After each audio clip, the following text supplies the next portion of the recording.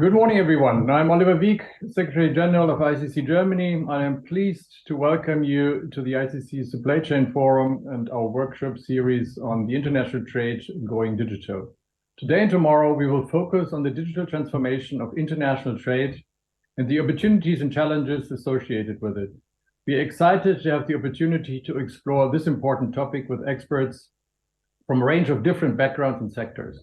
We are confident that you will gain valuable insights into the current digital trends in international trade and understand how to leverage digital technologies to improve business practices. Right now, we are honored to have Benjamin Brake, Director General of the new Directorate Digital and Data Policy at the German Federal Ministry of Digital and Transport, to join us. We're fortunate to have you here today and look forward to hearing from you about the German government's intents to shape the digital economy and our digital future. Dear audience, as Director General of the Directorate, Mr. Brake reports directly to State Secretary of Digital, Stefan Schnorr. Before joining the ministry, he spent roughly 10 years at head of Berlin office of IT service provider IBM, where he represented the company's policy interests. His early career includes positions in the German Bundestag and private secretary to the then Federal Minister of Justice, Sabine Leuthäuser-Schnarrenberger. Thank you very much for joining us. Ben, the floor is yours. Thank you, Oliver. Thank you very much for having me. I hope everyone can hear me. Yes. Good morning, everyone. Digitalization has become a key driver of innovation, and it is playing a central role in managing global supply chains, which is of the main challenges facing international business. It has become even more important than ever to address global challenges such as climate change, the aftermath of the global corona pandemic, and the effects of the ongoing war in Ukraine. For global supply chains, resilience is particularly important, and businesses need to keep up with the pace of change. In Germany, however, we haven't used the opportunities and the potential of the digitalization to the fullest yet. According to the European Index for Digital Economy and Society, Germany is only in the 13th place out of 27 EU member states. We definitely need to improve. We want to be among the top 10. We address these issues in our government's digital strategy that was published in August last year. It is meant to serve as a course book for digital policy for the entire federal government in the years to come. We have given priority to 3 areas in which we expect projects to have a leverage effect. These are digital networks and data usage, digital identities and modern registers, and international uniform technical norms and standards. Projects in these areas are central to all digital policy projects that each ministry implements on its own responsibility. Together, we are also working on strengthening the digitalization of the public sector. Key aspects in that endeavor are digital identities and modern registers, a digital transformation that is user-friendly and observes the once-only principle. We want to strengthen our digital sovereignty and develop a positive and forward-looking culture of embracing change and learning from mistakes, something that has not been done in the past. We have underpinned this with concrete goals against which we want to be measured at the end of the legislative period by 2025. The monitoring process has already started. To assure success, we have also invited a board of broad experts, I should say, from various areas to support us in this process. At this point in time, we are focusing on yet another aspect. As you all know, digitalization does not stop at national borders, and international cooperation is key, especially against the gloomy international background. We are developing a specific strategy for our international digital policy that we are going to present by the end of this year. This strategy will be based on our values and interests, will help us strengthen Germany's role in international digital policy processes and fora. As an inclusive, transformation strategy, it will also help us to better seize the opportunities of the digital transformation and to become more competitive and efficient. The development of the strategy is a transparent and inclusive process. A key element of this is the involvement of all stakeholders, not only from all ministries as usual, but also stakeholders from business, science, civic society, and also very important, the technical community. During a stakeholder forum on February 23rd, over 170 interested participants representing all the stakeholder groups contributed to the process by sharing their perspectives and expectations. As the work continues, there will, of course, be further opportunities for stakeholders to engage. At this forum, I just mentioned, stakeholders reminded us not to forget the needs of international trade. I can assure you, we won't. Among other things, our strategy will focus on the aspect of internationally harmonizing rules and standards. Let me give you an example, which we have already worked on with international partners. The use of electronic transferable records, the so-called ETR. This work is essential for ensuring efficient and sustainable supply chains. ETR are a crucial component of paperless trade, and they can reduce the risk of errors and delays associated with manual data entry. Additionally, ETRs allows for more accurate and timely tracking of goods and transactions, which reduces the risk of fraud and improves supply chain transparency, a goal this government is particularly focused on. The federal government is further committed to promoting the transition from paper to digital in this area. And since the beginning of March 2023, the respective legislation also applies to transportation insurance policies. Germany has taken a leadership role in this area during its presidency of the G7 in 2022, and we continue to pursue this topic. An important topic that you will discuss today is the connex between digitalization and sustainability. The government is committed to sustainability through digitalization. According to studies, digital solutions can help achieve up to 1/3 of the necessary climate targets. Digitalization offers us the tools. The variety ranges from sensor technologies, the digitalization of energy grids, data processing and evaluation, to process control in both commercial and private environments. For example, route and freight optimization can result in saving through the use of real-time traffic data, among other things, as shown in a joint study by IW Consult and Vodafone from March 2022. The digital twin of a product can enable more precise product development and monitoring. And future-proof digital infrastructure are also essential.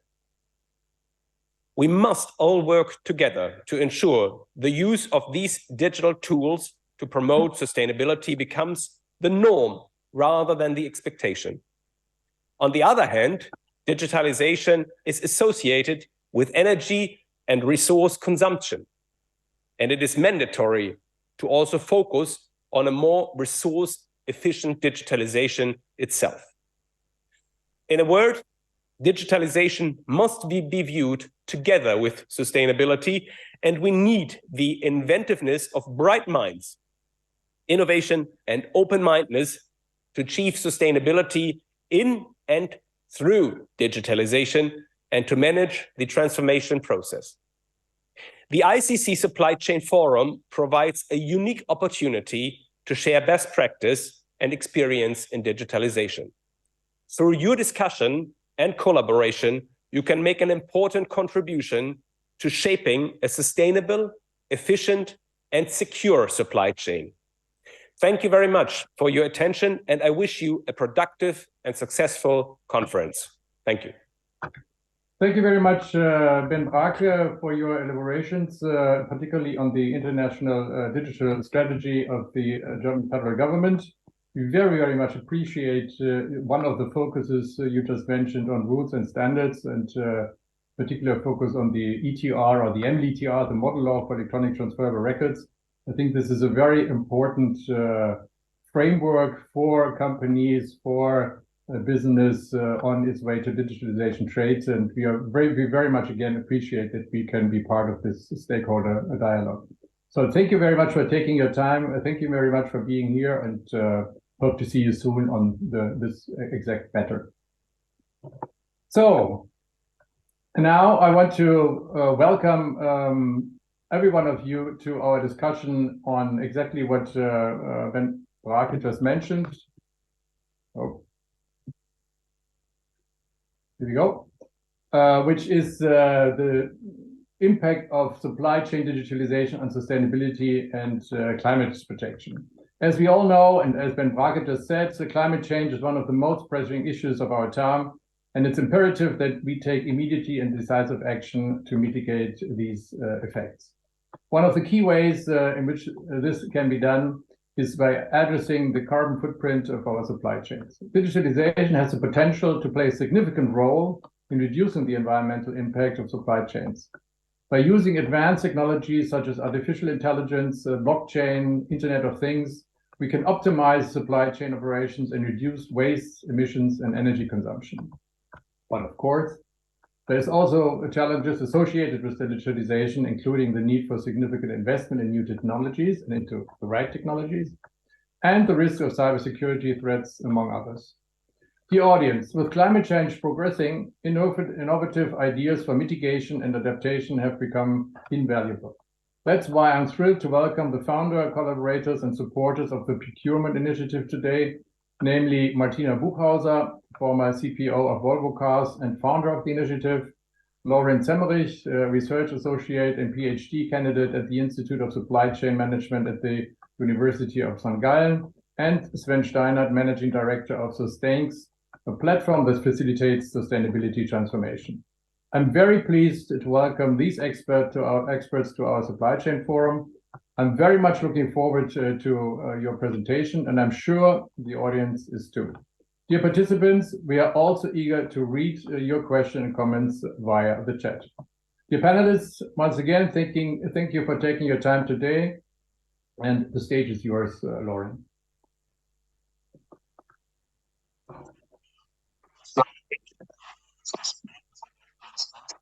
Unfortunately, we cannot hear you.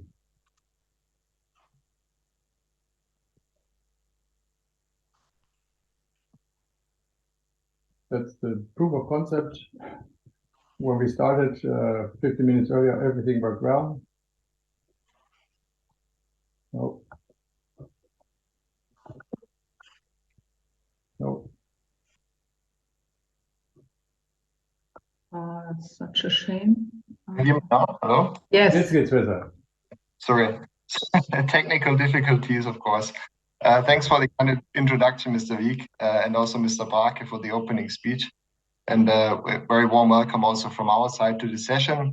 My name is Lauren Zemmerich, and together with Martina Buchhauser and Sven Steinert, we will guide you through today's session, where we want to give some inspiration and also food for thought on how to close this climate action gap.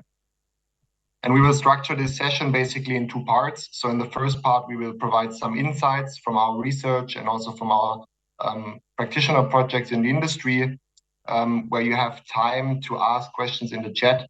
We will collect them and answer them then in the second part after the presentation. So before we jump into the content of the presentation, just a few more words to illuminate our background. We all have different techs and companies behind us, what you can see on the right side. But what unites us is that we closely work in many projects together in the realm of procurement and sustainability, together with Martina Buchhauser and the management consultancy HNZ. Our institute at the University of St. Gallen has established a think tank called the Procurement Initiative, where we work on procurement and sustainability topics, not alone, but with a group of 20 CPOs in the DACH region or broader Europe. And Sven Steinert is, on the other hand, Managing Director of SustainX, a sustainability platform that has been founded by HNZ and that provides instant access to best practices, to cross-industry initiatives, to tools that can help many companies on the sustainability journey. So we also work closely together with SustainX and really try to provide some insights that we have gathered from our research and also the industry perspective today, and provide really a snapshot of the challenges that we see in the industry and the levers that you can pull on your sustainability journey. But before stepping into the concrete how and the levers that we see, I think just to set the scene, a bit of introduction. There is no need to discuss the why sustainability for us. I think at this point, the message of reducing greenhouse gas emissions is unambiguously clear. So you don't need to be a climate alarmist for that, but simply observe basically what is happening around us. And you see the many different phases and facets that climate change has, not only in terms of ecological challenges like glacier retreats, but also like social issues like climate migration. And then at the end, also economic consequences of sustainability, like the Rhine River drought, which we have experienced not only in the last year, but also in the course of the last couple of years. And just to take that as one practical example, where you can see this interconnectedness between economic, social, and ecological criteria. Last year, the inland vessels could only run at 50% of their freight capacity. That means 50% less transportation capacities for important raws in Germany as iron ore, chemical minerals, and so on. So this disruption to the supply chain, which has an ecological background, also has to do something with resilience, supply chain disruptions, and at the end, final product costs.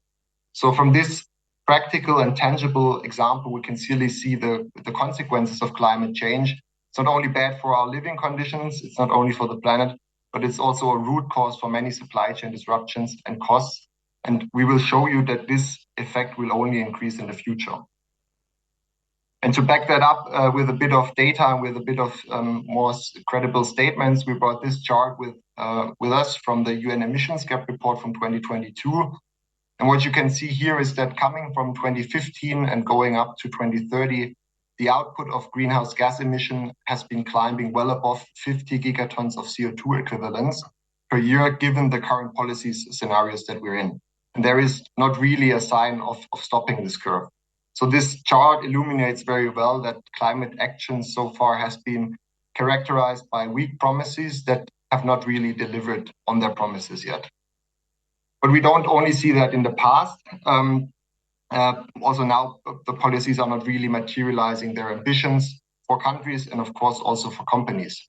What you can see here is as part of the raising cycle in line with the Paris Agreement, which happens every 5 years, and the last time in 2022, there was new pledges and new commitments that were committed. And we see that those commitments and pledges only take off the greenhouse gas emissions by 7.5%. So that is, let's say, a mere drop in the ocean and well above the goals of the Paris Climate Agreement.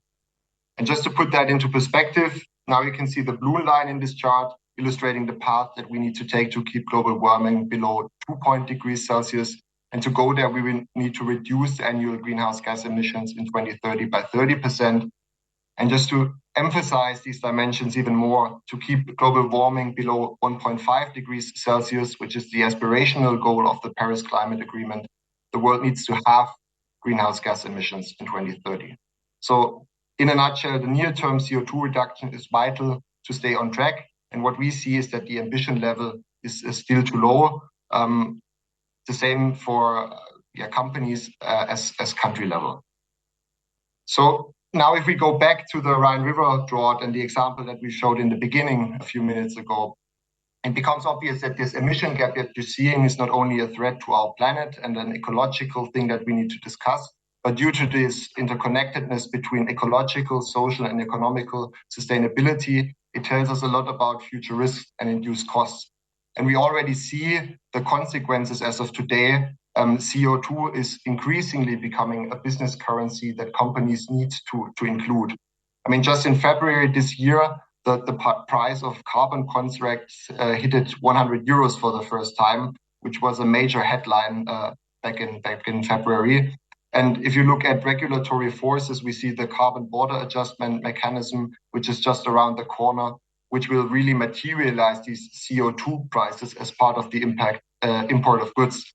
So consequently, the success of companies rests on really converting those pledges into action. So for leaders, I guess the imperative should be clear that it's time to close the climate action gap now. And as we can see, tackling this crisis, let's say, or this challenge is multifaceted. So it requires really companies and leaders to take decisive action in different areas. And to successfully really navigate this landscape, we believe that companies need to match 5 pieces to really solve this sustainability puzzle. And you can see the 5 pieces here. We believe that first, companies must transition from a more static to a dynamic climate action. That means going beyond the mere compliance and embracing a proactive sustainability strategy. Second, companies need to break down the strategies and define clear roles and responsibilities. That is what we define as the operating model where sustainability must be embedded. Third, companies must need to shift their tactics and their engagement with suppliers from hardball negotiation to a more shared responsibility and collaboration in the ecosystem, especially since suppliers are very vital to fight Scope 3 emissions. Fourth, companies must leverage technologies, of course, for fact-based decision-making and to track and monitor the sustainability progress. And lastly, the 5th puzzle piece is for companies to cultivate a new, let's say, transformative leadership approach that effectively puts all of these puzzle pieces and levers into motion. And to really bring these puzzle pieces now to life, I would like to invite Martina Buchhauser to join the conversation, who will explain the challenges she had faced as a CPO of Volvo and how she developed a comprehensive sustainability strategy to weather the challenges ahead. Thank you, Laurin. Hello, everyone. Nice to meet you this morning. So I would like to start. If you could take the next chart, Laurin, please. As Laurin mentioned, I'm basically a child of the automotive industry. Have been around there for 30 years plus, with companies like General Motors, BMW, MAN, and also Volvo Cars, where I was the CPO, Chief Procurement Officer, and also part of the management team in the end, before I left for new endeavors like founding the procurement initiative.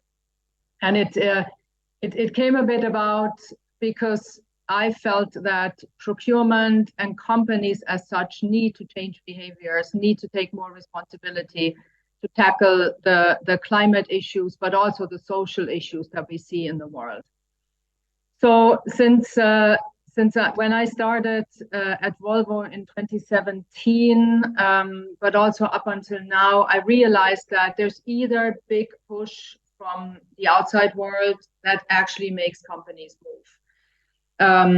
And that is something where I must say, the car industry that for the last 100 years has been like stable, always sold the car. Everything was focused on hardware of the car. I mean, it's been a system that has been going on for a very long time with the internal combustion engine, and then boom, suddenly some disruptive forces came about. And that was Tesla at the time, right?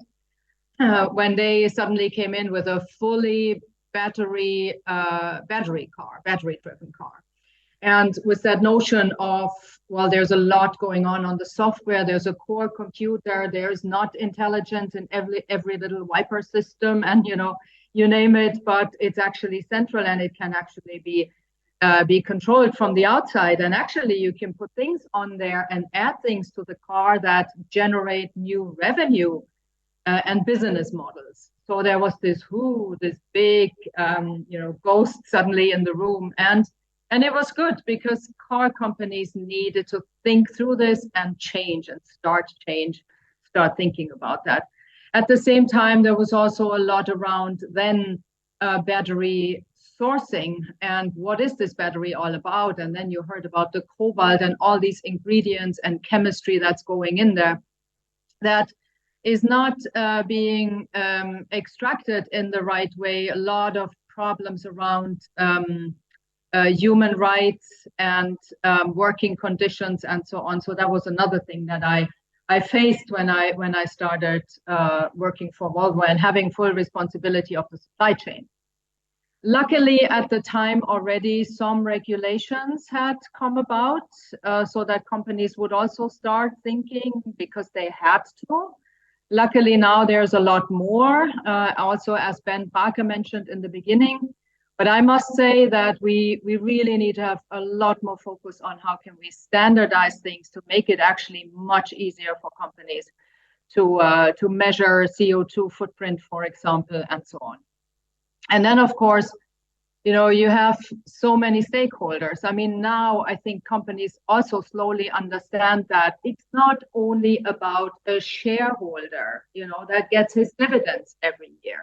No, you have to change a bit more to a stakeholder proposition because you have people working for you and they want to be happy to do a good job, right? You have customers, you have suppliers, you have partners, you have public opinions, you have society around you that is also asking for specific things. And I was really happy when, you know, one day sales called me as a procurement leader and said, you know, people now want to know whether there's cobalt in the car and how this cobalt was extracted. And I'm like, yay, finally. So there's good push coming from customers as well. And then, of course, as you all know, investors have also changed big time now to look for ESG compliance. How are companies doing it? Are they really focusing on a long-term sustainable perspective or not? So that is also, of course, helping in this whole equation. And, you know, what people don't really think about is, you know, some of the things that happen on the sustainability side. For example, if you look for more efficiency, you actually reduce a lot of cost. So there is a balance between, you know, cost, risk management, whatever I do on the sustainability side, or going down my supply chain, making this more transparent. Yeah, guess what? It's going to help me a lot to become more resilient. So it's something that can be looked at in combination and doesn't have to be exclusive. So I'm just showing this to show a bit the picture that actually really, really good that there is a lot more pressure now for companies to start moving in the right direction. So really good. And then we thought, okay, well, who plays a big role? And of course, as a procurement leader at the time, I realized that, I have a lot of money that I spend. And, I can actually, if I ask for the right things, suppliers will actually go that way. And even not even the suppliers, that's one thing. But if you ask the right questions and please change to the next, oh yeah, you are. If you ask your team members the right questions and you start talking about sustainability and you maybe push that a lot more, you start talking about it, well, suddenly people see that, I'm allowed to take care of the right things for this world, maybe.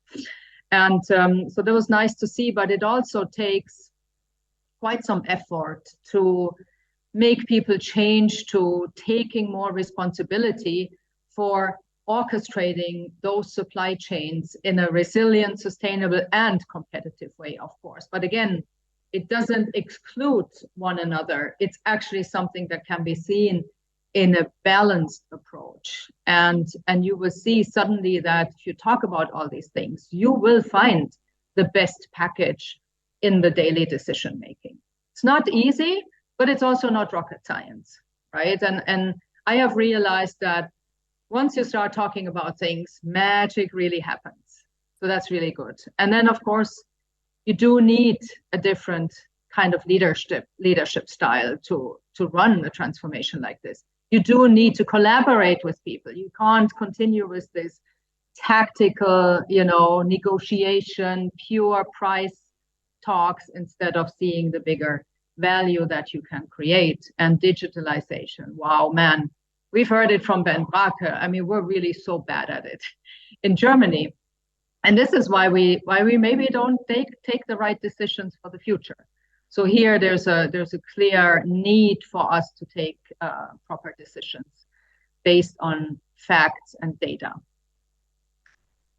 And then, of course, I mean, if you look at companies today, or how, in so many ways, we are still following this very traditional linear economic model. It still dominates, and it's just purely based on like this take, make, consume, throw away, right? This is a pattern that's not healthy anymore. And you see it if you look at smartphones, if you look at clothing, fast fashion, it's all based on just making and throwing away. And of course, that model relies on large quantities of cheap, easily accessible materials, loads of cheap energy, and guess what? It's not really happening right now anymore. So we will have to find a more circular way, circular economy that will bypass this exploitative resource use. And so we've seen in our survey that we've done that, well, 17% of the companies are still really, bragging more than that they really do something. I call them the LinkedIn braggers, how some companies see how they brag about, what they do on the product side. And if you go a bit deeper, they haven't even started working with their suppliers, which make up 70% of the company spend and of what's actually going on the, for example, CO2 footprint. So really not good.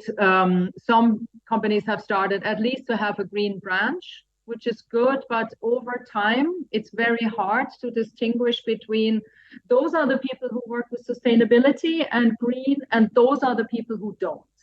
I mean, how do you explain that to people, right? You're part of this, and that's what happened in the automotive industry when the battery vehicles came around. So those were the battery, the cool people, and the software people, very cool, the future. And those are all these people still working on a diesel engine. And, it wasn't even really fair how people were treated. And I would be cautious with that kind of a model. And then, of course, we see people switching to a more green core. And then, of course, we do see the companies that turn around their whole philosophy. And, if I use Volvo cars as an example now, and not to say that there isn't issues and that I'm just saying, well, at least there, it worked to change to the green core and, only continue making battery driven vehicles. And I'm not saying this is good or bad, but that's just changing to a green core. Yeah, so if we continue, so we have to keep circular economy in mind. And now the question is, how do we do all these things, right? So how do we make this happen in a company? And well, here's the answer to everything is on that slide. So this is, and we're going to show you later, Sven and I are co-authors of a book we have published last year, and it shows the framework of how you promote sustainability in the company, and especially in procurement. But of course, you can't do it all by yourself. It has to be a company goal, and this is why it needs to start with developing the purpose, the ambition level, and the strategy. And of course, it's much easier if you have an overall company purpose, a North Star that everyone in the company can follow. And I found that also very, very good with Volvo Cars to think about, well, what are we? What do we really do? And we brought out this, well, we want to provide freedom to move as a car company, freedom to move, but in a sustainable, personal, and safe way. Okay, so I found that like a vision, and I don't really like the word vision, but I found that a purpose that people can actually relate to. And that is important. And we took that and we thought about, well, what does that really mean for procurement now? And yes, we are the ones responsible for orchestrating a supply chain that is sustainable, resilient, and competitive. So that was also pretty easy for people to understand. Why am I getting up every day? What am I doing there? So, and I thought this was very important to give people that identity, that they actually know what they're working for. So we started with really putting a lot of effort into developing that strategy, or let's call it, I mean, strategy is always a bit, what do we really mean? But clear objectives, what we want to achieve, which is, for example, a competitive supply chain, and kind of what are the key results we need to achieve to see that it's actually working. And we can actually track progress and everything. So having a bit the right incentives in place is also very important. So, and that, I mean, it sounds easy, it's of course not, but the key to everything is involving people who can help develop that purpose and those objectives and key results, because people identify themselves a lot more with it if they are part of the whole game and the whole journey. So that's what we started with and put a lot of effort into it. Then of course we needed to understand, where do we stand today? Are we mature enough? Where do we want to be? And then of course it's a matter of anchoring everything, anchoring sustainability into your operating model. And what do I mean by operating model? Well, simply the way you do business. How do you put your processes in place? How do you ask for the right things, and so on? And Sven will actually go through that in a lot more detail with material from a customer where we were very active and put that in motion. So if we then think about, all right, where do we stand? What's our ambition level? And we talked a bit about it. The ambition level can be to, well, I'll just do, kind of the compliance part. I don't want to be caught by, dealing with people that bribe others, or, just the very basic regulatory requirements. And of course you can choose to do so, but we think that if you don't put sustainability in motion and you think about your products and you think about the future, well, then you might lose that very moment when things actually change to a more sustainable arena of competition. And then it could be too late. So you have to start now, and we advocate that you have to look for this long-term viability and creating that value for your employees, for your customers, for the future. And then what we did is click. So we looked at, this is a nice kind of assessment you can make, and of course there's more details behind, but those are the kind of 5 areas we're looking at when we rate companies, to see and get a quick feel for where do they stand, where are they in their process of anchoring sustainability into the business. And then of course you look at strategies, organization, very important, the governance around it, the collaboration, the processes, tools being used, and also very, very, and probably most important, the people and the culture. And then you see, some people might rank very much to the left, but then of course there's also some really good examples that you can see. And this is like a real curve here. Some real good industry benchmark, and even some cross-industry benchmark we did in one specific example. So this gives you a bit the start of what's important to actually get going. Again, it's not rocket science, just the contrary.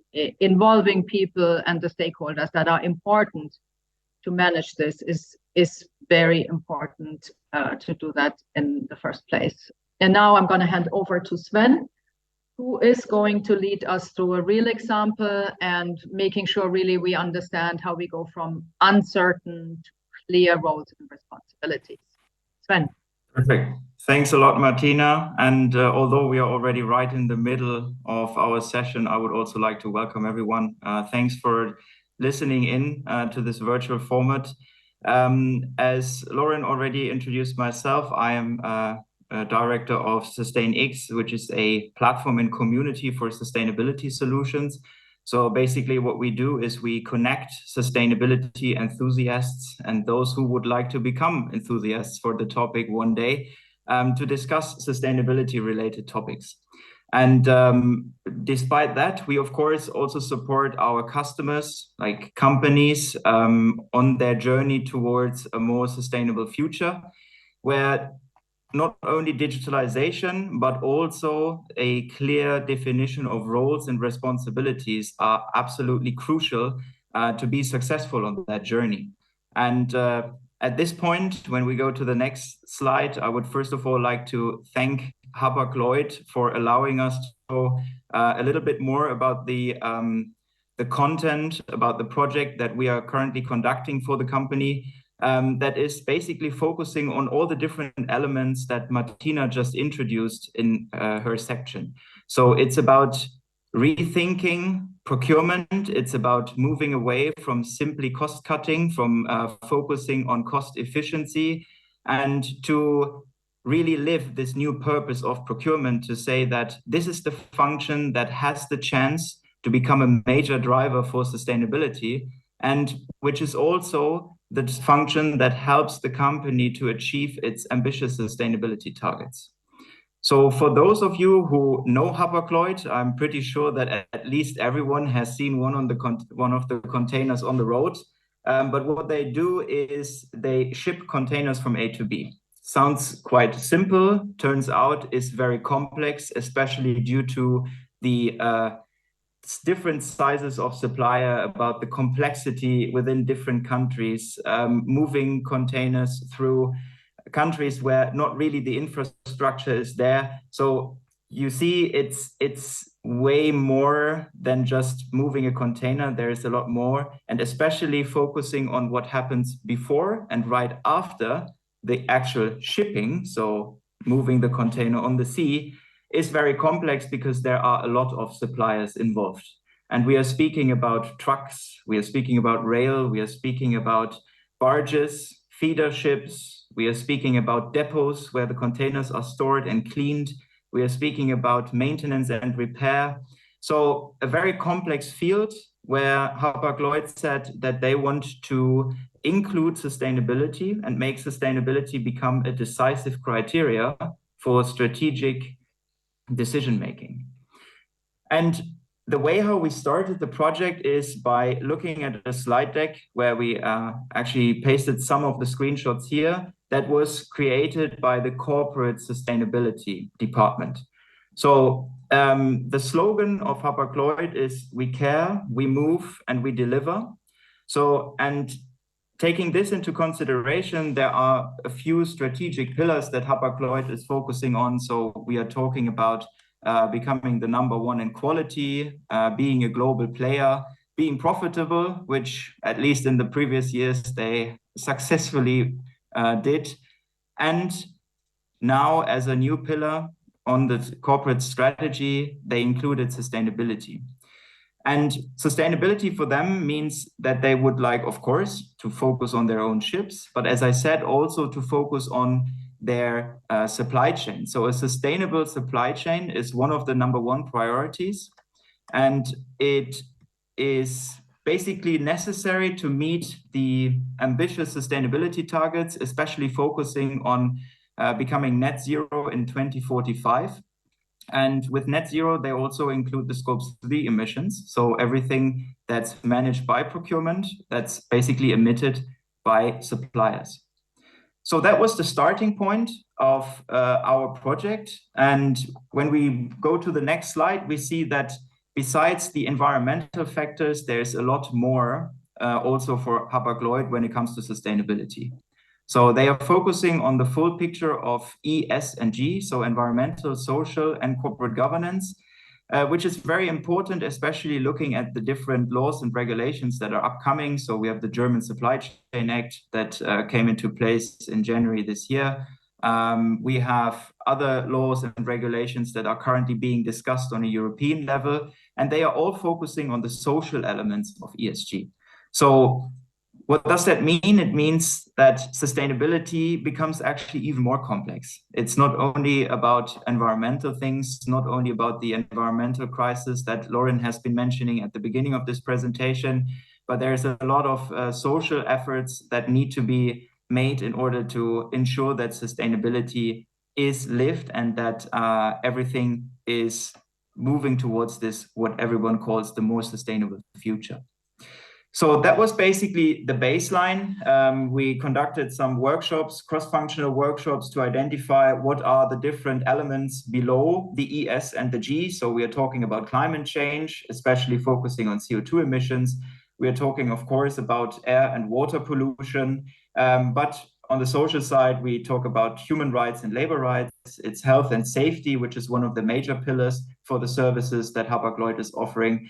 And then on the governance side, it's about bribery and corruption, transparency and disclosure, and I would say the more regular things that most of the companies are currently focusing on.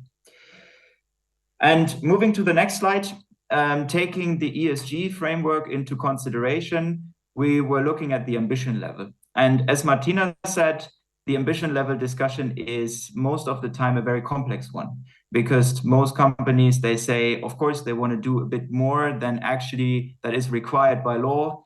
They might also have some other pressure sources like customers or maybe also investors that are pushing sustainability as a topic. So they are at least going into this expected to do part.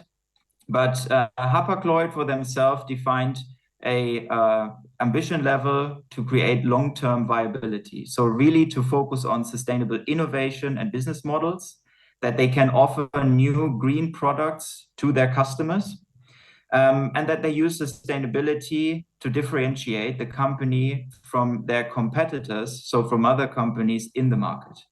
So from this ambition level discussion, we can see that there's a lot of things that need to be done also by procurement. And when we go to the next slide, we see that we defined a purpose, focusing on the slogan of Hapag-Lloyd. So we care, we move, we deliver. And for procurement, the purpose is we deliver a fully green and fair supply chain. So that is what is their motivation. And in order to do that, we developed the image of this container ship here. Of course, it's a container ship that is basically driving below the clouds where the goals and ambitions of corporate sustainability can be seen.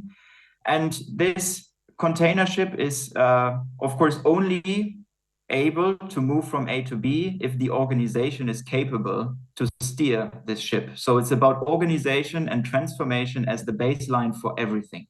If we do not transform the mindset of procurement, as I said initially, moving away from pure cost cutting towards the more, let's say, total cost approach, then there is no way to be successful here. So that's why this is also the basis of the container ship. And then we had 5 containers that are the key elements of our project. We have selection and awarding. So the question is how to include sustainability as a decision criteria into the selection and awarding process. We had the category management, so defining ambition levels for each sourcing categories, breaking down the overall sustainability targets onto the categories, and then making sure that there is a roadmap in place to achieve them. It's about supplier management, so including sustainability into each and every step of supplier management. So here we are talking about supplier onboarding, supplier auditing, supplier classification, supplier development, and ultimately also supplier phase out, which is most of the time the toughest one to really do. And then it's also very crucial, which goes hand in hand with supplier management, to collaborate and innovate with suppliers.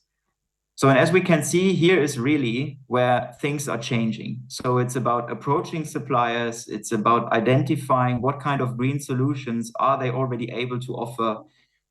Do they maybe have anything in place that can already be used? Might there be the opportunity for joint investments into research and development, and so on? And this is one of the key elements of the overall projects. It's one of the most complex ones, but also the one that is showing the biggest impact. Because one thing that we have seen throughout the time working with Hapag-Lloyd is there are a lot of suppliers out there that already have green solutions, that already are able to support even your business. So in this case, Hapag-Lloyd, to develop the green products. And we also identified that suppliers, regardless of where they are based, they at least heard about the term sustainability, which is good. Most of them also have understood what sustainability is about. And ultimately, a lot of them are also very much committed towards sustainable goals. So they have their own ambition levels, they have their own targets. So in order to really make sure that there is an efficient collaboration mode, it's about exchanging about the goals, aligning the sustainability roadmaps. And that's something that we do within this bucket of collaboration and innovation. And then in the end, a container that will be present in any kind of project, I guess, is the container of measurement and KPIs. So how do I actually measure sustainability improvements in my organization, outside of my organization? So I also want to measure, for example, CO2 emissions or the reductions of CO2 emissions in my supplier base, where, by the way, technology is needed, because without technology, there's no way of getting this transparency and making sure that emissions are being reduced. And then also to make sure that this is spread across the organization. But I will get to that in a second. So that was the ambition level. That is the strategy, the purpose that we defined. We had the focus areas that we wanted to work on. And the next step then was to identify the status quo. So it's the so-called materiality analysis or the hotspot analysis, which in a nutshell means that you need to identify what kind of sustainability challenges do I face within my sourcing categories. So, and a normal step could look as follows, that you follow 4 steps. So you define the scope first, what kind of sourcing categories are in scope. Usually it's about focusing on purchase volume, but also the sustainability impact to see, is there any kind of material or service that might have a very bad sustainability impact? So these ones should be in focus and scope. And one thing that is really important to keep in mind here is that when it comes to sustainability, we do not necessarily talk about the sourcing categories with the highest spend volume or the biggest and largest suppliers. It's actually the contrary. So most of the time, sustainability impact is seen among smaller suppliers. So the suppliers that might not be aware about sustainability, and also the sourcing categories that I, as a company, did not yet fully focus on. These categories then have to be broken down into key phases. So what is actually being done within these sourcing categories? What is the supplier delivering to me? What are the services that I need? And what are the activities that are associated with that? And then in the third step, to see what are the input and output factors focusing on sustainability. So it's about labor power, that is an input factor. And as an output, we, for example, have CO2 emissions or electricity and CO2 emissions. So that's an analysis that needs to be conducted. Next step is then to identify the sustainability impact. So is it really high or low? Do we see that CO2 emissions are actually being generated at multiple activities, or is it just in one? And this leads you to the ultimate evaluation of the hotspots. So focusing on E, S, and G, what are the different sustainability criteria that need to be in scope for working on the different focus areas as presented before? And when we go to the next slide, we see that for Hapag-Lloyd, this turned out to be 10 focus topics. This does not mean that they are not focusing on all the others. They do, but these are the ones that are in scope as of today and for the time being. So we have 5 in environmental, we have 3 in social, and 2 in governance. And that's basically now the baseline for us to start working on the different focus areas. So including all these KPIs into category management, supplier management, to start collaborating with suppliers to improve the performance in all these 10 dimensions, and so on.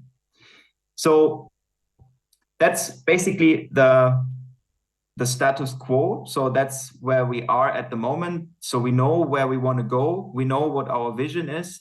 And then the next question is, how do I actually manage to embed that into my organization? And when we go to the next slide, we see that not only for sustainability, but I would say especially for sustainability, it is a lot about cross-functional collaboration. So not only outside of your company, but also within the company. So usually in category management, you already have category teams. So there is, for example, an engineer included, a product developer. There are, of course, the category managers, the buyers included. But for sustainability, it's a bit more complex because all the different sustainability dimensions need to be covered. And if there is a sustainability team or a sustainability department, those are the ones that need to provide input here.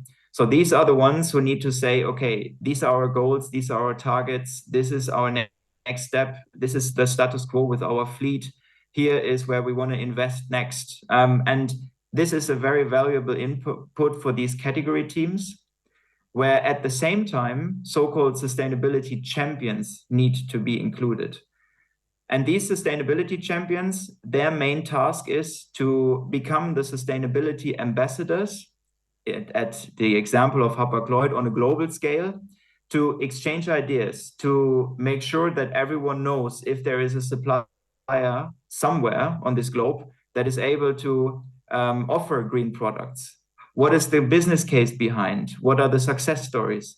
And then, of course, also the other way around, to transfer the different concepts that have been created, developed on corporate level into the different regions to make sure that everyone is aware of it and that everyone is using these concepts. And for Hapag-Lloyd, going to the next slide, we established a sustainability champion in each of their regions. So they divide between North Europe, South Europe, North America, Middle East, Latin America, and Asia. And in each of those regional head office, we established a sustainability champion within procurement. And those people, they are really motivated. They are intrinsically motivated to work on the topic. So it's, for me as a consultant, the first time to see that people are really motivated to take an additional task to their daily operational tasks.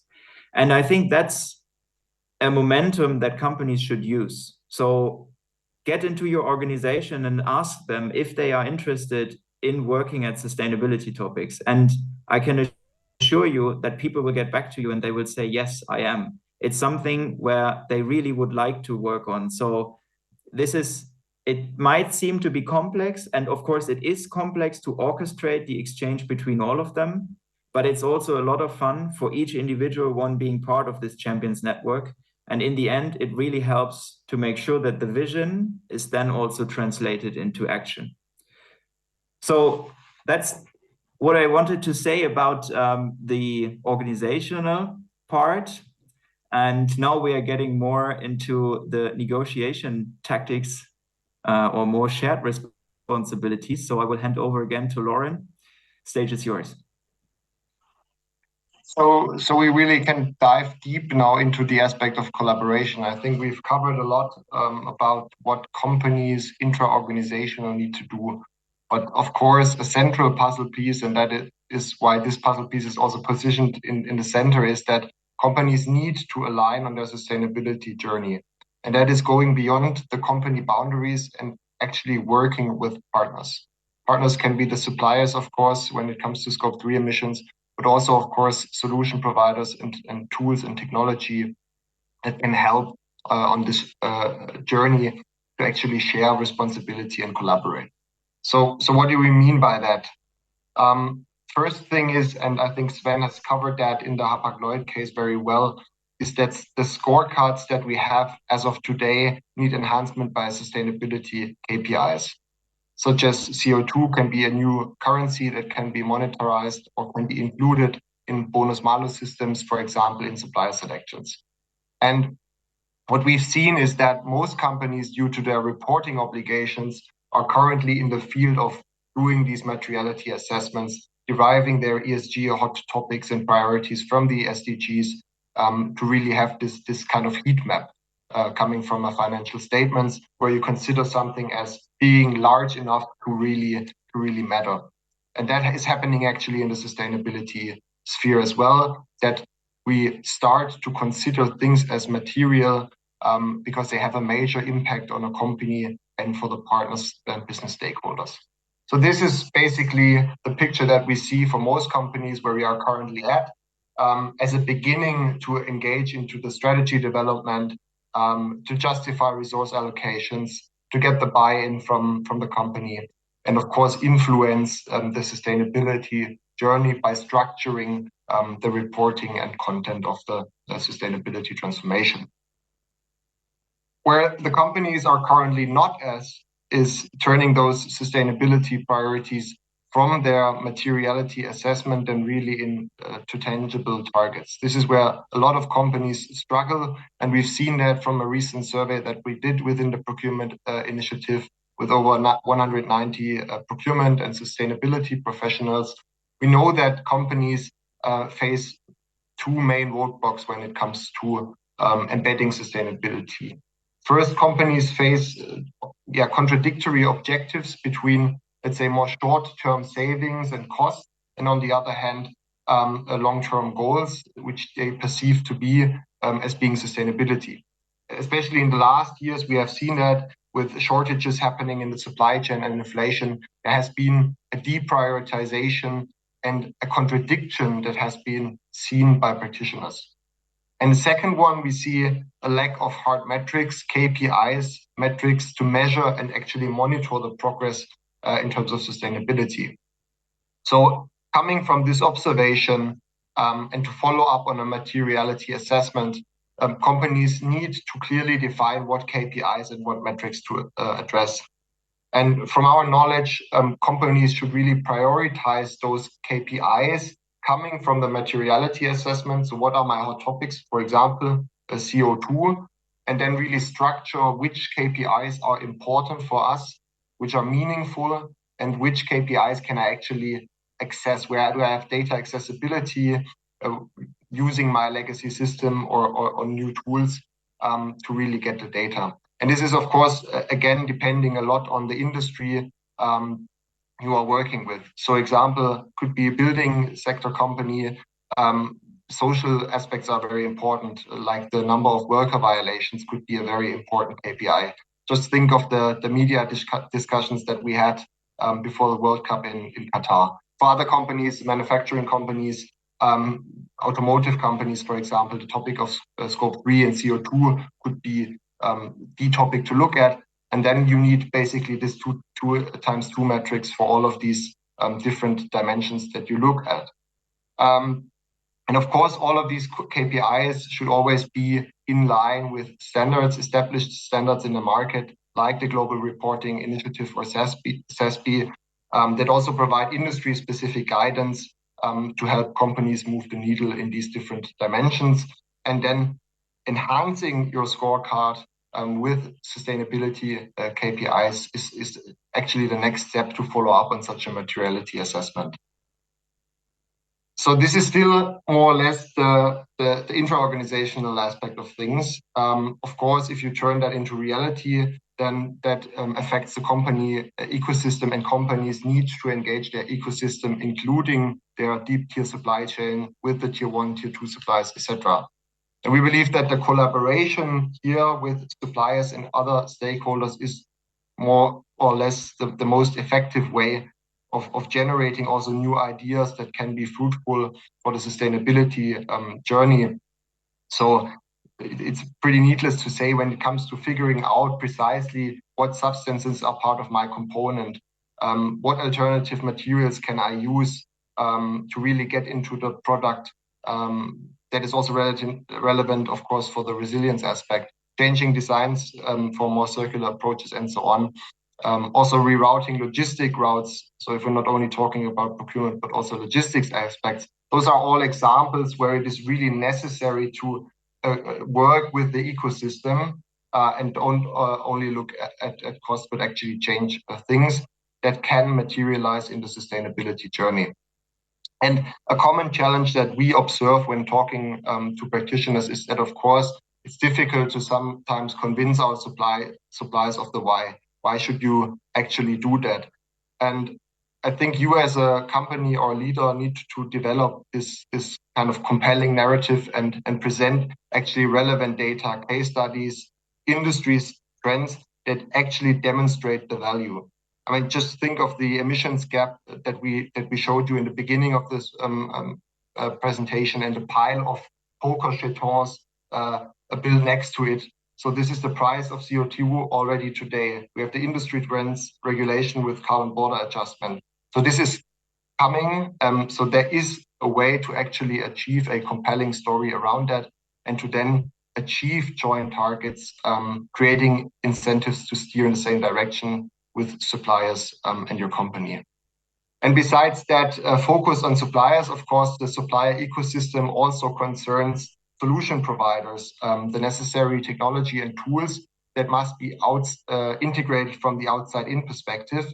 And to really shed more light on this topic, I would like to hand over back to Sven to illuminate how companies can actually make use of this increasingly expanding landscape of sustainability tools and solutions. Yes, exactly. And thanks a lot. So when it comes to sustainability, as I mentioned earlier, digital tools are of utmost importance. So without digital tools, we will definitely not be able to create transparency. We will not be able to measure our CO2 footprint, especially when it comes to Scope 3 emissions. It's also about risk monitoring. It's about identifying the sustainability performance of your supplier base to ensure, for example, compliance with the German Supply Chain Act. So there are a lot of things that corporates need to do where digital technology is needed, and it's not only the enabler, but I would say is the #1 priority to focus on to be able to tackle these challenges. So when it comes to digital tools in the sustainability field, they are really a crucial part of moving from random to fact-based decision-making.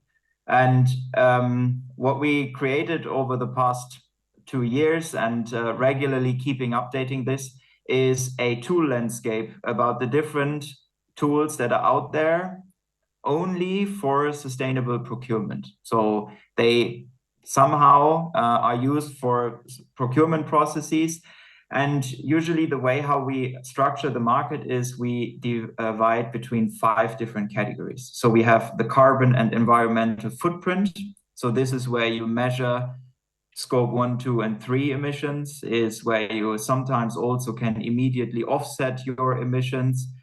So it's about creating transparency, making data comparable, and so on. Then it's about supply chain risk management. I'm pretty sure that most of you at least came across 1 or 2 of those logos here. So we are talking about Kraft risk methods, Cooper, who's also providing some elements for that. So here it's really not only focusing on procurement processes, but supply chain in general, and to make sure that all the risks associated to the activities within the supply chain are somehow consolidated and made observable. Then it's about carbon footprint compensation and offsetting. So this is where offsetting as such is the topic. We have the enterprise sustainability management, so where you can manage the sustainability roadmap, where you can see the progress, where you see the degree by how much you achieved your sustainability targets. And then one category that is very interesting, at least since last year, is the topic of supply chain transparency. So making sure that you see the sustainability performance of your suppliers. So there are names like EcoVadis and Integrity Next, which most of you most probably know, but there are more companies there, and it's about identifying in this vast amount of companies, which basically range from startup size to really large corporations, to identify what is necessary for you. Because in the end, some of those tools, they have a specific industry footprint. So for example, they are focusing on transport and logistics, or they have specific emission factors that they are focusing on. They have a specific focus in terms of the questionnaires they send out to the suppliers. So it's about understanding what the tools can offer on the one hand side, and on the other hand side, also about understanding what your organization is actually needing, and to match these two sides together. And when we look into the market, on the next slide, we see that within the questionnaire or the study that we conducted, we find that most of the companies in our among our respondents, they are using EcoVadis as the #1 tool. And then the second largest pile here is companies that don't use any tool at all. So there is no digital support, I would say. And then between that, there is a huge gap. So we see EcoVadis #1, then no tool at all. And then after a while, we see the other tools like Risk Methods, Integrity Next, Compensate, and Prewave that are being used by the companies. But what I think is even more interesting is that when we look on the right-hand side, is that the other companies, the market is really fragmented. So some are using the one tool, some are using the other tool. There's no real standard, there's no clear guidance on that. And as I said, in the end, it's really about understanding what are your requirements and what is the tool that can meet your requirements. I don't say that it's about taking the largest one and take the one that everyone is using. It's more about really understanding what you need. And when we go to the next slide, the process that we usually follow in order to do something like this is a funnel logic. So we have a long list of different tools. Usually we can already exclude some of the tool providers that we have seen on the first slide. And then it's about defining real capabilities and interfaces that are needed. It's about taking some impulses and good practices from other companies. So why are they using a specific tool? Are they actually happy with using it? And this leads us to a short list that is then through a regular RFP process being evaluated. So we collect data. We also identify the commercials, of course. We try to identify the technical requirements and if those are met. And then you come up with a list of preferred solutions. You schedule demo sessions with these preferred solutions, and in the end, you will have one or two that really meet your requirements and that help you to tackle the different elements of sustainability that you want to address. And again, it's most of the times not just one tool that will help you to address all of the sustainability challenges. But when we go to the next slide, we have another company example that shows that it's most of the time a combination of more than one tool. So when you look at the supplier base, new and current suppliers, it's about EcoVadis and Integrity Next in this example that are used to assess the sustainability performance of suppliers. So for larger suppliers, this company is using EcoVadis, while for the smaller suppliers, to make sure that most of the supply base are covered, they use Integrity Next. Then they consolidate the data. And besides the sustainability performance of the suppliers, they also include the CO2 emissions of suppliers, but also within the company. So we're talking about scope 1 and scope 2 here. And they also include other supply chain risks, which are monitored and tracked via risk methods. All of these are coming together. They are fed into a risk management process. So where measures are derived, where actions are being defined, and where after these measures, also improvement schedules are defined. So it's not only, of course, about measuring risks and measuring the data, but it's also about defining the so what. So what are we actually doing with it? And what we try to show with this example is that most of the time it will not be sufficient to just use one tool. It's about defining a tool landscape that meets your requirements. It's about a tool landscape that helps you to address the topics that are relevant for you. And some things that are really necessary to be kept in mind is that it's not only about procurement that should define the requirements for those tools, but it's also about other functions. So again, it's about collaboration. It's about understanding what others need. It's about making sure that all the different data sources, all the different requirements are coming together, and that these are then handled by the suppliers, by the tool providers. So in a nutshell, there is a lot of digital support that is out there. It's about identifying what is relevant for you, following a process by also including other functions to make sure that in the end, you have a company-wide infrastructure that help you moving towards your sustainability targets. But it's not only digital tools. And for that, I would like to hand over again to Martina, because you will introduce us a bit more about the role of leadership in this sense. Yes, thank you, Sven. And we really need to look at getting from those traditional competencies and the traditional way of dealing with people to what we call modern leadership. I mean, we must not think that we can inspire people by a manager or boss. I'm not talking about a leader, a boss that tells you exactly what to do every day. Do we think that inspires people? No. Do we think we're going to manage with people who are not used to maybe challenging other functions? Or is that really what we need? Or have we thought about some sustainability aspect? It's not going to work either, right? So this whole notion around a new modern leadership type of style is necessary. So if we go to the next slide, then I want to say that the whole transformation, or to make a transformation successful, and mind you, I'm not saying a transformation is ever done. So we will remain in this constant change. So we better get used to it, right? So we have to set the competencies up in a way that we can actually manage more change coming in. And you all know this, and especially when you are working in supply chain, if you deal with supply chains, there's something happening in the world every day.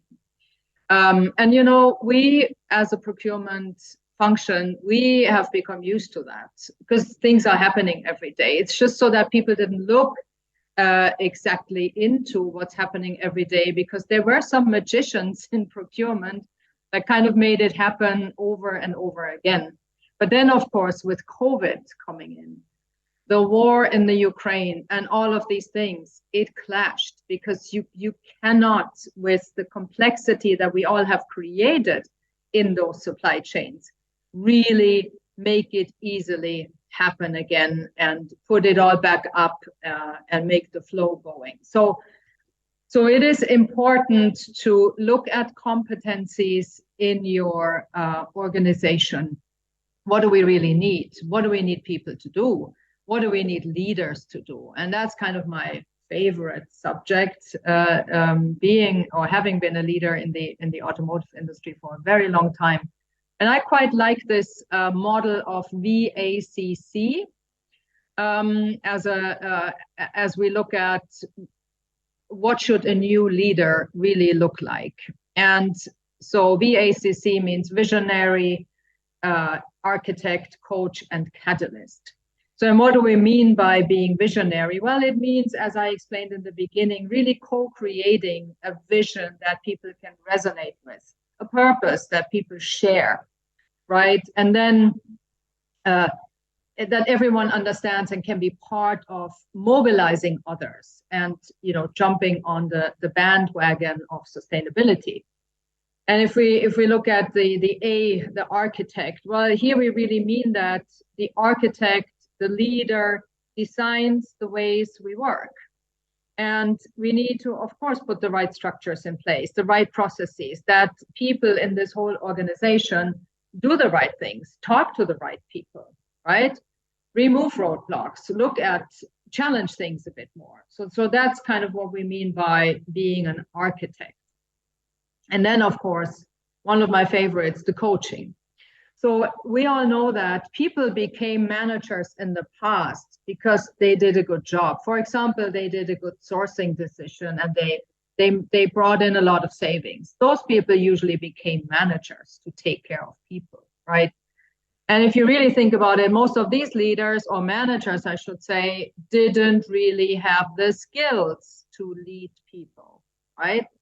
And what we mean today is we need to coach people. We need to role model things. We cannot be the best buyer. We have to make sure that we guide people, foster collaboration with others in the company, with the suppliers, learning, being a learning organization, being able actually to fail and learn from mistakes and moving on. But that makes people to dare a lot more, trying new things, than if you always shout at them, right? And the catalyst really means being a multiplier of change, speaking up, removing roadblocks for people, and generating a lot of clarity for the business. So that, I think, is a very nice model to look at. Well, what should the new leader really portray and be to be able to inspire the teams and bring them on this bandwagon?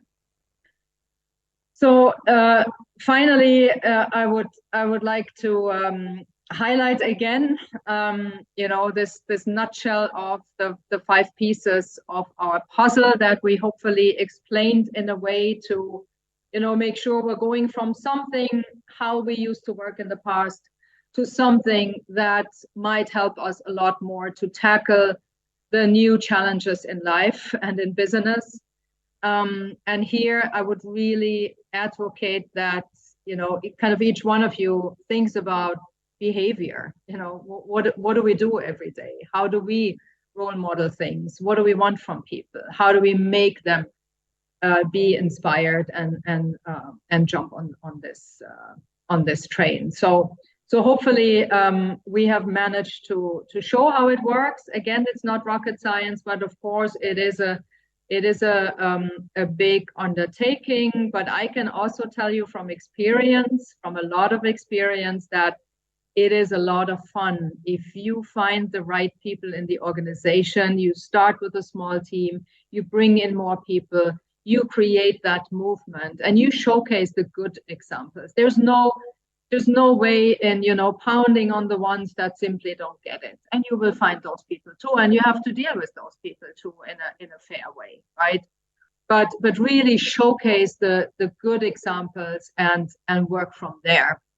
That makes a big difference. And celebrate the good results, celebrate with people, and repeat the good things happening. And then we would also like to show you that Sven and I have been co-authors of this book. So if you want to read a bit more about the what, the how, especially, please go ahead. We on purpose did this as an open access so that people can just go into this, take this code and go in and you will see the book. Of course, you can also buy the book.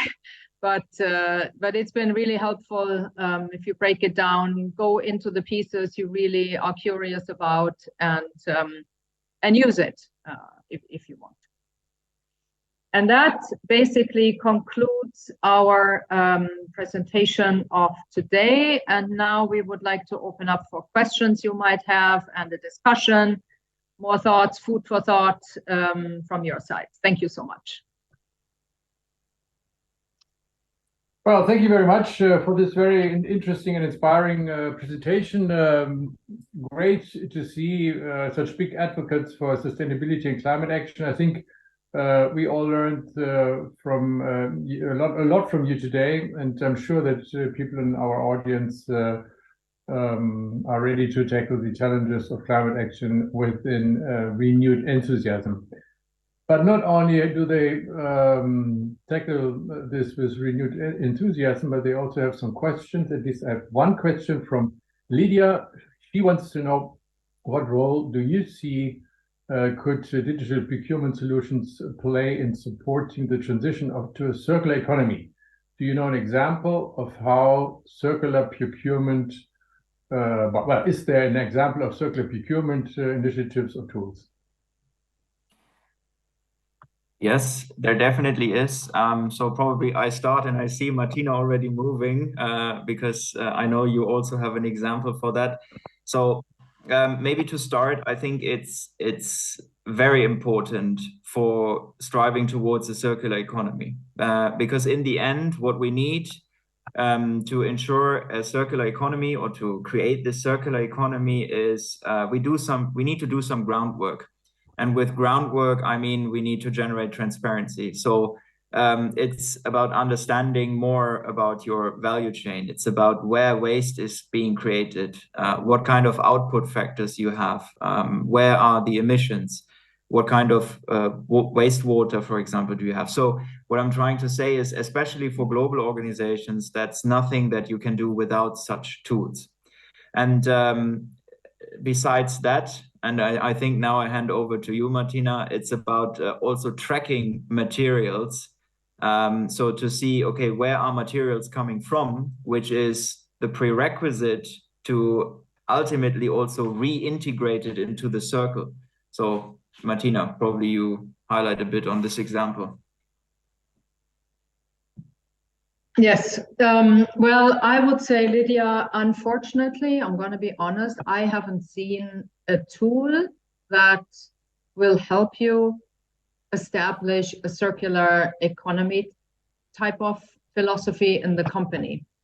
I think it is more important, and I'm not sure it's needed. What I think is more important is to look at, in the first place, which you do with your materiality assessment, your category assessment, look at the big contributors for, let's say, big contributors from a value perspective, money-wise, big contributors from a sustainability perspective, maybe even from a resilience perspective, from if those materials come from countries where you don't have good access, or that there might be some human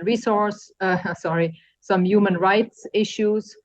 So look at those contributors, and that's what we did in the example of Volvo. So we knew that steel, aluminum were big contributors when it comes to cost and when it comes to CO2 footprint. Plastic, something really, really, wasteful. You just use, what am I saying? You have no way today. It's just virgin material being used, and no one is looking at it, right? And it's even worse. It's in that company. It's probably like 50,000 different requirements of plastic, right? So this is a huge issue. So wherever people deal with plastic, that is something definitely to look into. So that's kind of what we did. And then of course we had the battery with its own very difficult issues of human rights, with the cobalt or the lithium that is being extracted in a way that you waste a lot of water. So we looked at those, and we thought about how do we make sure that they can go into a more circular loop of things. So one thing for the aluminum was to reduce the scrap, because usually, parts are being cut out and you have a lot of scrap that is then being taken away. So if you use your material much better, energy efficiency, any type of efficiencies will help a lot towards circular economy. And then we took the scrap and actually brought it back into the aluminum loop.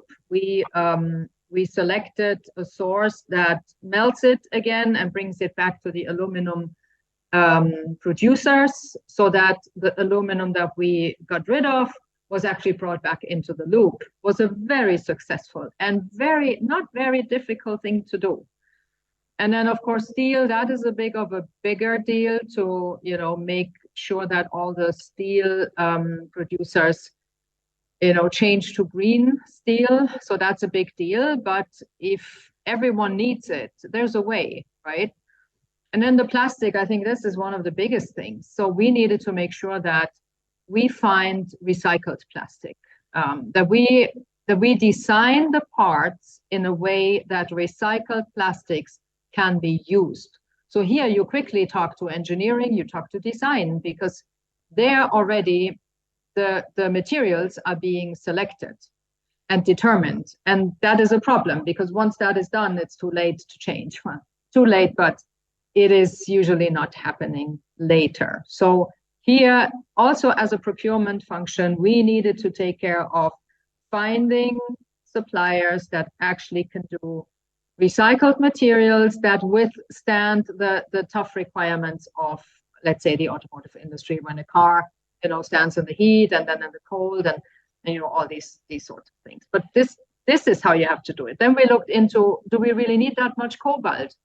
Maybe we can reduce the amount of cobalt, or don't need it at all. So here, that notion of work with your suppliers is the best way to figure that out, because they know best. So I think there's a lot of ways to look at it, starting with efficiency creation, and then going into what can be changed, what can be let back into the circle. But I don't see that there's any good tool that helps you. I will say that for extracting cobalt from the Democratic Republic of Congo, I did use 2 companies that you saw in this overview to make sure it's traced in a way that we can say it comes from clean sources. Thank you very much. Another very easy question to you, Martina. What are the key challenges within an organization that the leader has to overcome to turn sustainability into action? Well, I think it's the role modeling part. It's you have to be convinced that what this team wants to accomplish is yours. If you doubt, if you don't want to be part of that, if you can't, because you don't have the traits to lead people in a way that we've described, then you're maybe not the one who should be there, especially in terms of a big transformation. But that always goes back to, and maybe that's the most important thing, it goes back to knowing, what do we need? What are the competencies? How do I talk to people? How do I give them feedback? I say every day now, okay? Because I want to make sure people understand that this is also a closed loop, yeah? How do you make sure you tell people that, wow, this is really great what you're doing, but here, I think we need to sharpen this a little bit. Here's what we need. And talk to people, what is it you want to see? What behavior do you want to see? What competencies are important? So this whole notion, where you have to preach this, first of all, what do you want people to do? But then you have to have the feedback loops and talk to people. And even if it's not good, not a great message to tell, but you have to tell people that you're not happy with the one or the other thing. As long as this is in a respectful and fair way, then it's easy. It's not hurting anyone. It's fact-based. And that's the only way how people can actually improve and change. You deprive them from this opportunity if you don't tell them that you're not very happy with the way they're doing things. That makes a real good leader. And that is the biggest challenge, I think, in our world. Thank you. So that's the challenges a leader has to overcome, but who is motivating the CEO to take action? A question from Joachim Ganse, and before the question was from Sebastian von Arx. Well, since I've also tried to do that. Tell me, how did you get motivated?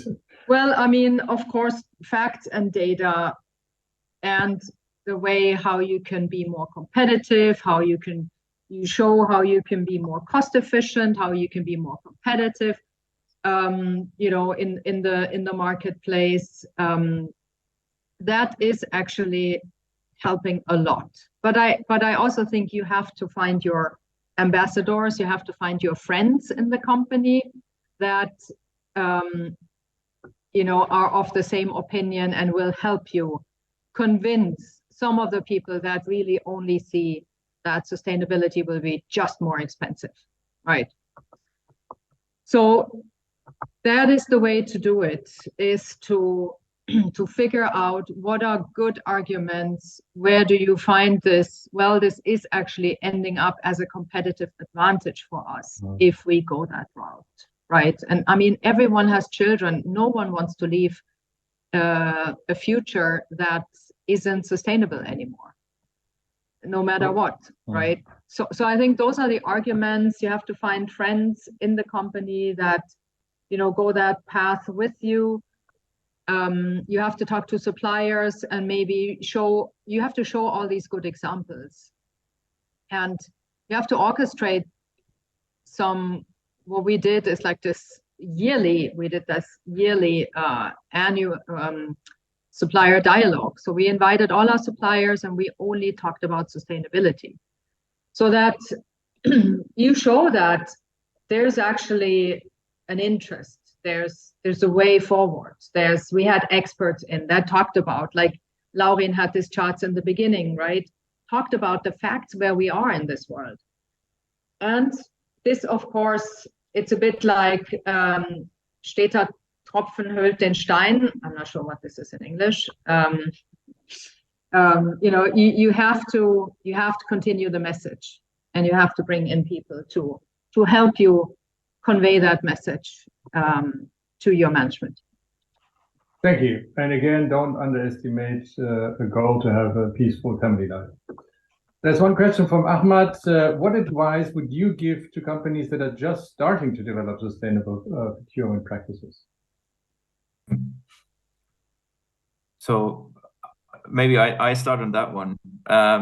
My first advice is get started,